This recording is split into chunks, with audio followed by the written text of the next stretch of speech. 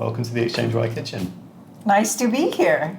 Thank you very much for coming in on a pretty hot July day in the UK still. Your air conditioning is literally blowing at me right now, so I'm in bliss. I'm in heaven. Excellent. It's the best reason to come to work at the moment, honestly. Exactly. I'm delighted to have you. We've got a lot to talk about today, and we'll get into it. But first, a little intro to yourself, your career, Sure. And then I'll ask you the all-important question about your coffee choice.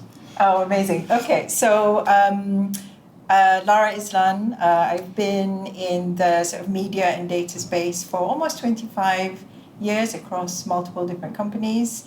I'm currently Director of Data and Insights at ITV. The ITV Insights Group is a fairly new group actually within ITV. We bring together research, data science, and data analytics all within sort of one umbrella team.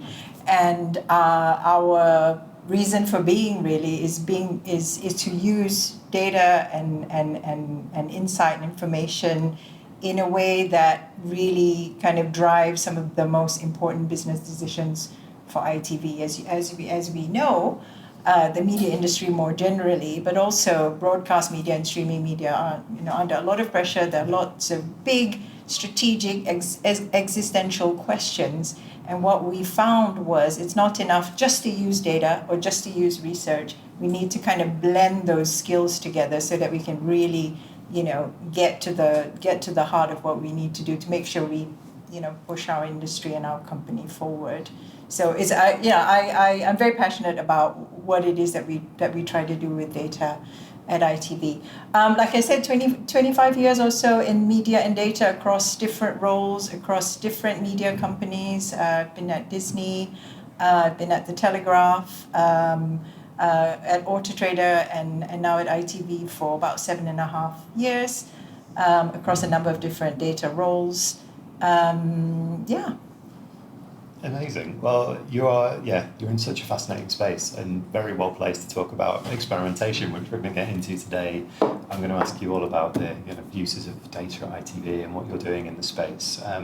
But first, what coffee have you chosen today, Lara? Right. So I am, in fact, not a coffee drinker.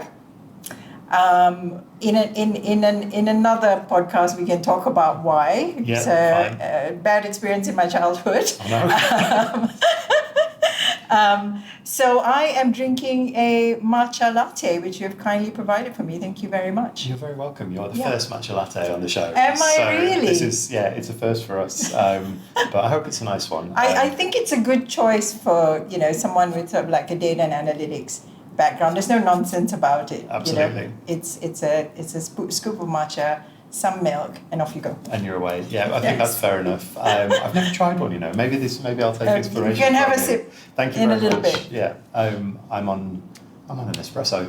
Right. Yeah, it's. You've a lot to do this afternoon. Yeah, evidently. really do. There's a lot going on. So espresso's taken over flat white as my regular now. But no, it's delightful.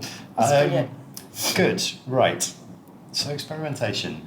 You've said you've had a career in data. It's something you're passionate about and excited about. You do a lot of interesting stuff in your role. Yes. And tell me a little about what that means for you, how you're experimenting with data and insights at ITV and what you're up to. Yeah. I think the first thing to say is data has been on an incredible journey throughout my career. If I go back to my first roles working as a data analyst, effectively working in spreadsheets, to where we are now with big data, with cloud platforms, with so many different tools, and now AI on top of it. It's been a significant shift, in the industry overall. But I think what I've seen that has been really really interesting is how that's shifting within the companies in the last 10 years as well. The reason why I thought it would be interesting to talk about the experimentation angle of data was because I think we don't talk about it enough. Yeah. When we talk about data, when we're on stages, when we're on panels, when we are doing thought leadership pieces, we tend to look at data from the perspective of planning, activation, and then increasingly so much discussion and debate around measurement. Yeah. And for sure, those are important, right? You need data and insight in those three elements in order to kind of create more value within our media industry. What we tend not to talk about is the learning that the data can actually, give us throughout that process. And actually, you need to also be looking at it over, how we run that same process over time. So there is like I don't know if there's the right word, stochastic element to it, So you're using data, for those different pieces, you're learning from them, then you're running it again, and then you're running it again. And potentially now with AI, you can run multiple processes in parallel. How do you learn from that? And so I think this is where, people call it test and learn mindset, A/B testing, experimentation mindset, whatever it is. But I think we need to talk about it more, because I think it is crucial for us in an industry that is changing so fast, that is increasingly competitive. The way we ensure that we continue to be, kind of relevant for our viewers, and to continue to build viable business models for the future is being able to test and learn continuously so that we know what works and what doesn't. So this is why I think it's so important. The other element to that is, with planning, activation, and measurement, we know, we have the ingredients that we need in order to be able to do that effectively. So, you've got an established set of roles, the people and the skills that you need to be able to do kind of planning and activation, etc.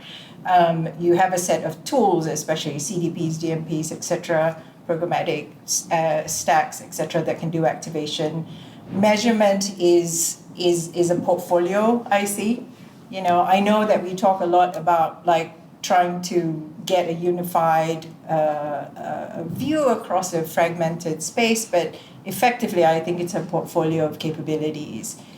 Experimentation uses all of those inputs with a certain culture or mindset to it, right? So in each one of those buckets, you can have kind of a mindset, a kind of way of working that allows you to kind of be curious and be brave. You talk about failing fast as a real pro coming out of kind of a test and learn mindset, but it's also empowers bravery, among our talent, so they can think much more expansively than just the processes that they're used to. I know there's a lot.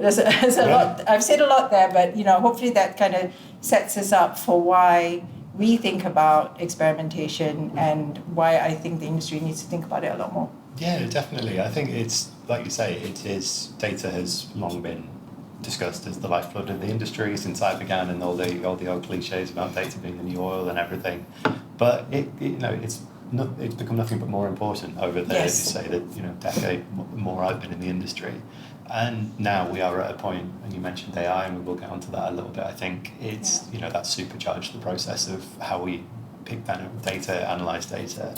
But this experimentation mindset is what interests me, and the test and learn, and what it brings to your day-to-day at ITV, and how you're using it in a practical way, I suppose. Yeah.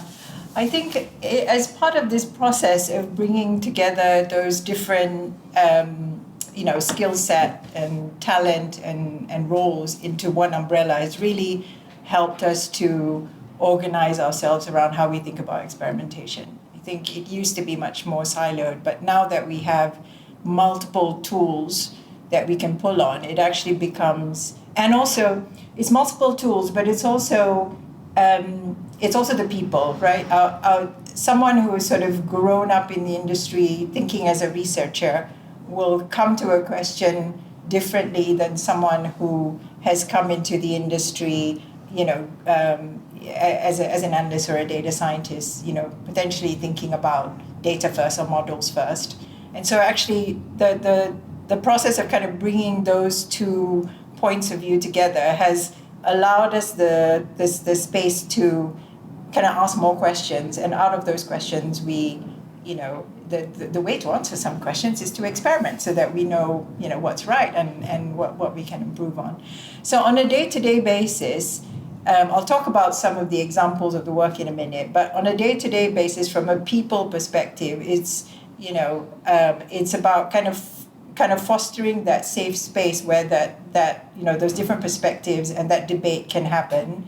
And then it's not a debate for debate's sake. It's a debate in order to create, let's say, a set of hypotheses about what we think could be the answer here. What do we think could be a way to, make our marketing campaigns work as hard as they possibly can, make sure that our, scheduling and editorial decisions on YouTube, for example, are the best that they possibly can at driving the number of engaged users, viewing our content. And for sure, I think the most obvious place where experimentation lives is within product, and our product team, so specific, our ITVX product team are getting increasingly kind of established within this kind of experimentation methodology, and that's been really interesting. In fact, I'll talk about this example in particular. So about a year ago, we launched a long-term hold-up group, and it's quite a common, I guess, regular sort of methodology in product teams to hold back 1 or 2% of the overall kind of user population, and then launch your kind of new initiatives on the remaining 98%. And then, over a period of 6 months or a year, you look at the kind of incremental benefit. Yeah. So in addition to kind of experimenting on each cycle of kind of product launch or feature launch, you're also experimenting overall over time. So you see what the cumulative impact is of all of those changes. Because some of those changes, will have no impact. Some of them will be amazing, but we need to know what that means over time. Yeah. So our team, for example, has worked very closely with our product team to kind of enable that, so that we understand and we know and we are measuring the fact that ITVX is becoming a better and better and better proposition. And the numbers show it. I mean, it's one of the fastest growing kind of streaming providers in the UK, and it's been doing that kind of year over year. But I think what is also important with, with experimentation is looking at it kind of end to end.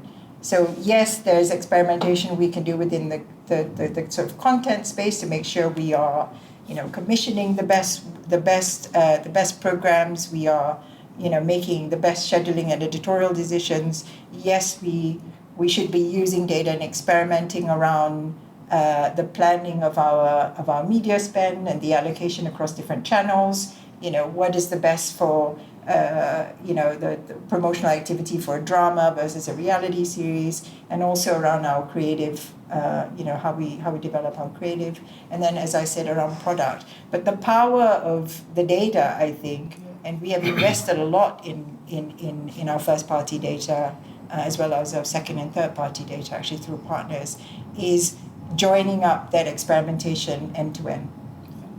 So using what we know about our viewers and experimenting on the different ingredients that will make a piece of content successful needs to flow into then how we bring the promotional activity for that program to our users in a way that will drive them to the product, and making sure their product experience is fully optimized. And the data, the viewer data across all of that, is the same data set, right? Yep. That's the power of it. So that's what 10x is it, and that's what we kind of try to do to kind of, join it up end to end. Yeah, I think that joining up side of things is really interesting, because I think historically it's sometimes thought that the data teams and the insights teams are a little bit siloed. Yeah. And that the number crunchers in the corner while the creatives are getting on with the next thing that it's going to be huge for the network. But in fact, there's a lot of data-informed decisioning now, not only, like you said, in the creative, but in the media planning of it and the promotion of it. Has that been your experience over the years? Do you feel more kind of involved in a wider team now?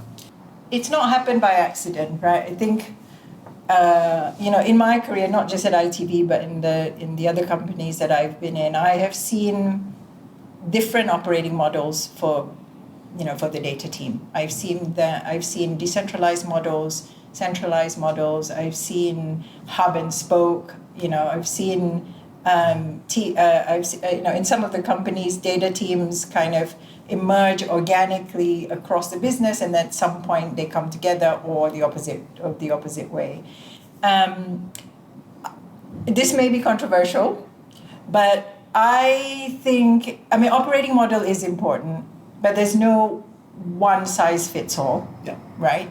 So depending where you are as a business, a decentralized model might work really, really well. And in some businesses where perhaps transformation is still happening, a more of a centralized model, works better, or a hub and spoke where there's an opportunity for the team to develop, its skill set independently, while also, sort of raising the bar for the stakeholders that it works with. But I think one of the most important sort of evolutions I've seen with data teams over the past, 20 years or so is, exactly as you say, is moving data out of that back office function, that kind of black box where you email them a question and then you hopefully get like a dashboard or a table back, to having your kind of data business partner, your insight business partner, being involved in your planning from the earliest stages, to really see them as a partner, to make sure that you are applying data, not just at the end when you're measuring, whether something worked or not, or to provide evidence that the investment that you've made has been a sound one to your CFO, not just that, but actually all the way up front. So that your planning is well informed from the beginning. And that partnering aspect, I think, is important. Both ways, actually. So it's how we engage with our stakeholders so that we can be included early in the process. But there was also a massive mindset shift that had to happen within data teams, so that we know as an analyst or a data scientist that we're not just there to crunch the numbers. Even though we're really good at that, but actually we need to do that in a way that can be communicated, that can be narrated, that is influential to the people that we work with, and for them to actually apply them to their business decisions. I could probably write a book about it. Yeah, sure. I can imagine. Sometimes I think maybe I should, just to get it out of my head. But I feel very passionately about the development of data teams, across all businesses, and where it needs to be in order for, any company, media companies in particular, because we are so much under pressure to kind of have the best possible input into our strategies and our ways forward. Yeah, and it's for your industry and our industry in particular, it's more fragmented than ever. There's so much choice out there. Yes. It's not like when ITV had 3 other channels that you could choose. It's there is a whole entire world of entertainment out there that people could go to, and that must be one of the massive challenges you see in the fragmentation of not only TV itself, but also that user journey as well, and the choice Absolutely. of channel, how you get discovered. How have you seen that develop, and how are you kind of dealing with that? Yeah, that is one of the massive kind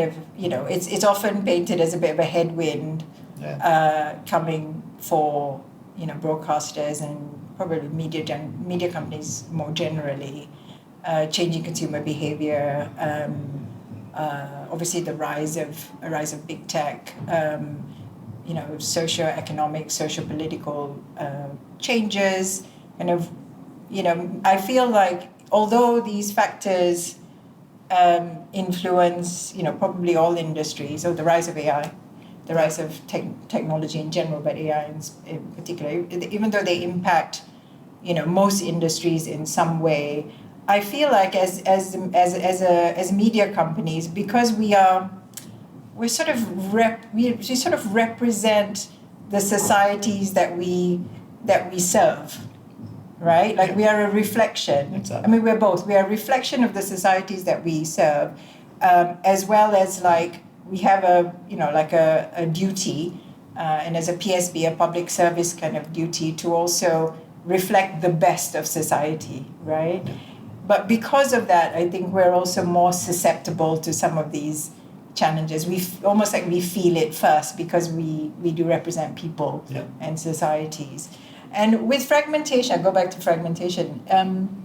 It is a challenge, and it's, I think, because people are, well, the positive I think is that our viewers are consuming as much video media or total TV media as they've ever been, right? So as a medium, I think video is as powerful, if not more powerful than ever. I mean, you see even audio companies moving into video. You see publisher companies moving into video because that is the kind of most powerful way to tell a story, right? With pictures and sound. And from that perspective, I think it's kind of hugely positive, and there's so much more creative opportunity within our industry because of that. It's such a amazing canvas for creativity and storytelling, right? But because people are now able to access this kind of entertainment and information in lots of different spaces, of course, it makes it difficult for media agencies to buy, for media owners to kind of compete, for viewers to decide where which media suits them best in their context. And I think this is why experimentation is important, because there isn't really an easy way to kind of join all those things up. It becomes really important that we invest in the data to understand how those different pieces are moving. And then with that sort of,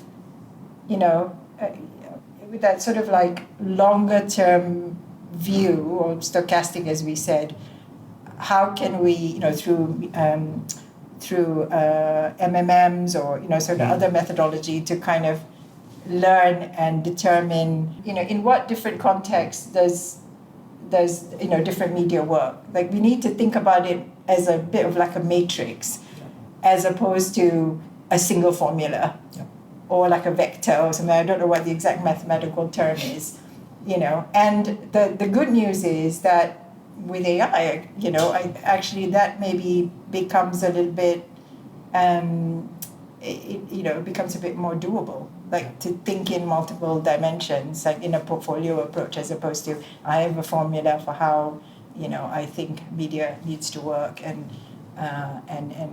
there needs to be one answer for everything. Like we're moving into kind of multi-optionality, multi-dimensions, and actually AI maybe has come at the right time to kind of help us do that. So maybe it's an opportunity. I think there's an opportunity. I always say like the flip side of fragmentation is the word that you use, which is choice. And I think in general, choice is a good thing. So how do we start from a space of positivity around choice and use that, and with the tools that we have to kind of understand how we can, how can we learn and do better? That's it. How can you take those learnings and what the choices on offer and work out what's best and what works best for ITV? Yeah, absolutely. Amazing. Well, I'll let you go, Lara. Thank you so much for your time today. I really appreciate it.